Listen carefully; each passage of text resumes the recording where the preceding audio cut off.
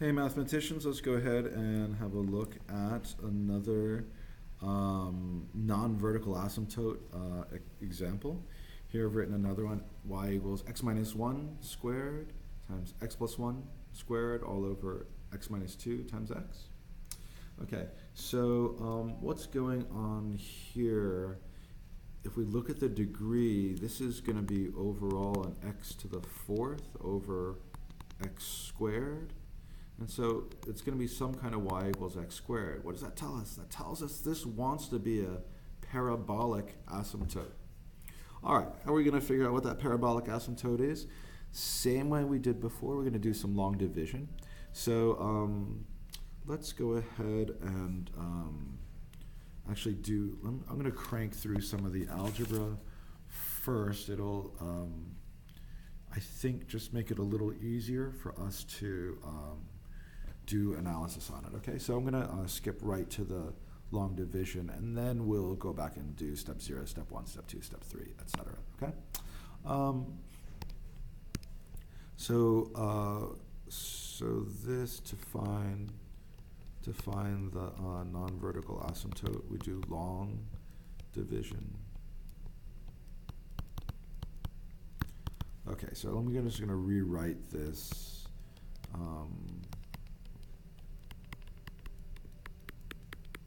So that we're able to see what we're dealing with. Okay, so this numerator has got an x minus 1, an x plus 1, an x minus 1, and an x plus 1. So I'm actually going to group them that way. Instead of, like, this would give me a perfect square trinomial, and this would give me a perfect square trinomial, but I just picked some numbers that would be nice, and this gives me a difference of squares and a difference of squares. So the numerator is an x squared minus 1 times x squared minus 1. And the denominator is x squared minus 2x. Okay, we're not done yet, but it just sort of made the numerator a little easier to deal with. Now that when I FOIL out the numerator, x to the fourth minus x squared, so minus 2x squared, all that plus 1, all over x squared minus 2x. Okay, let's do some long division now. Okay, so we've got x squared minus 2x goes into x to the fourth plus 0x cubed minus 2x squared plus 0x plus 1. Okay. So x squared times what gives me x to the fourth? That's going to be an x squared. X squared times x squared is x to the fourth minus 2x to the third when we multiply and distribute. I'm going to now subtract. X to the fourth minus x to the fourth gives me nothing.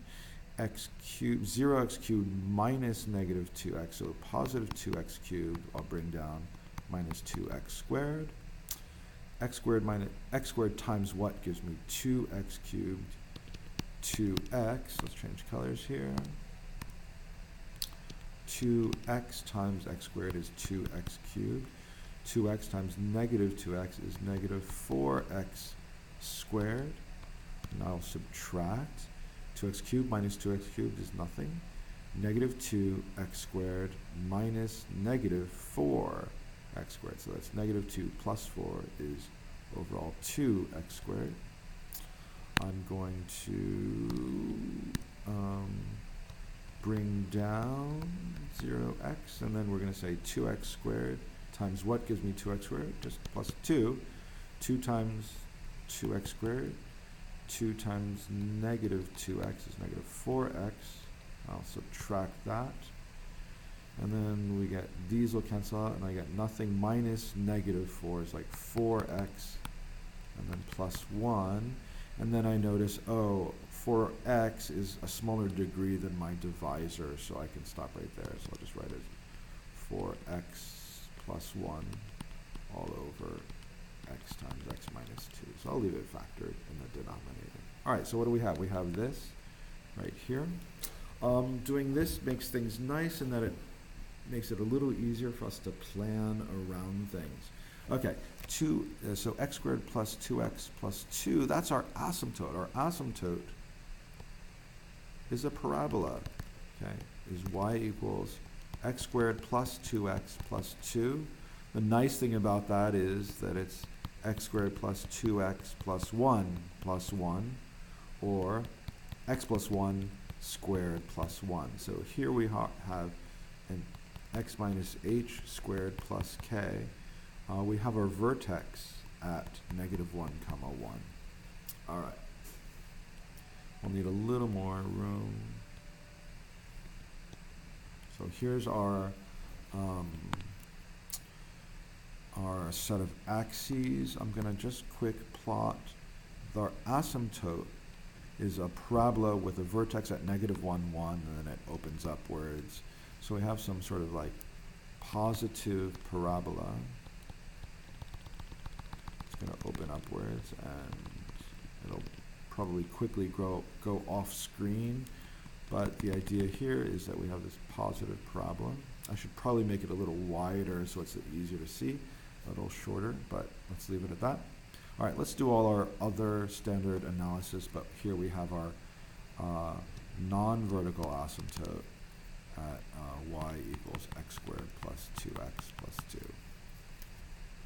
2, or x plus 1 squared plus 1. So, a little easier for graphing. Okay, so this is just our asymptote. There'll be some kind of parabola. All right, other parts of the analysis, we'll look, are there any whole, let me just rewrite this function. It was y equals x minus 1 squared, x plus 1 squared, x minus 2 times x. Okay, so 1, we're looking for holes. In this case, there are no holes.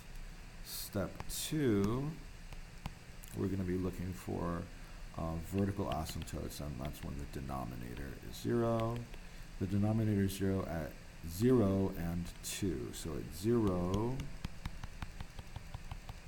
and 2, we have our asymptote. I'm sorry, we have our vertical asymptotes. Step 3, we're going to have the numerator equal 0, and that'll be our x-intercepts. The x-intercepts of this graph, when the numerator is 0 at plus 1 and minus negative 1, so positive 1 and negative 1. Okay, and then let's see, step 4 was our, whoops, I accidentally did these in the wrong color. This should be green and this should be blue, and so our y-intercept at x equals 0, in this case, x equals 0 is sort of not in the domain, so I can't use x equals 0 as a point, so we technically won't use that. And that's okay. We've got plenty of other information that we'll be able to get soon enough. Step 5 was our now our non-vertical asymptote when x goes to infinity or plus or minus infinity. Okay, so this we've kind of done already. We know it's going to be a parabola. What else do we know? We know the remainder was 4x plus 1 is equal to the remainder. This function is always just a little bit off from the asymptote, except when the remainder equals 0. When the remainder equals 0, then we're on our asymptote. So here, 4x plus 1 equals 0 means 4x is equal to negative 1, or x is equal to negative 1/4. What does that tell us? That tells us that when x is equal to negative 1/4, we're actually on the asymptote, the parabolic asymptote. So we know it's got to look something like that. When x is slightly negative, y is going to be on there. Okay, let's just do some sign analysis on this.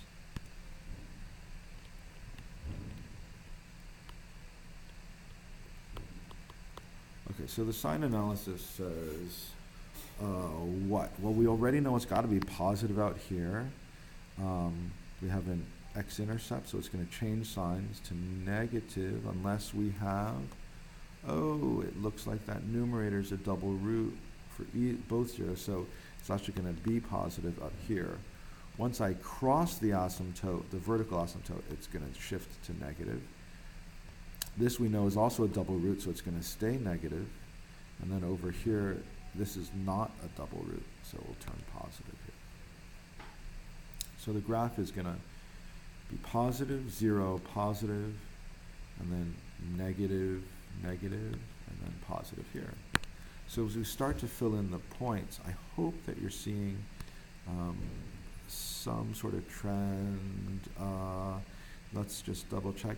There's only one place where the graph crosses the asymptote or touches the asymptote at -1/4 x. So right here, I know that the curve must be positive, and I know the curve is going to be positive, and it's going to try to stick to the parabola on the left-hand side along here. On the right-hand side, it'll just escape to infinity. Now this here is going to be down here. It's going to go through there, come back down. Is this a parabola? Officially, no, but nearby here, it does look kind of like it could be parabolic-ish. And then finally over here, we have the graph is going to be positive. So that means it's not going to come skimming from below because it can't cross the x-axis because we used up all the zeros of the function. So the leftover part is actually going to be tucked in between the vertical asymptote and the parabolic asymptote, and it looks kind of like this right here. So it drops off the edge of our picture. If we looked at it again really small, then there's sort of like this curve, and up, and then up again or something. It's kind of what is going on here. Let's have a look at the picture of this. The picture of this in Desmos ends up looking like this. So I've got the original rational function in red here. Let's see. It's a little hard to see. Let's see if I can adjust the window here.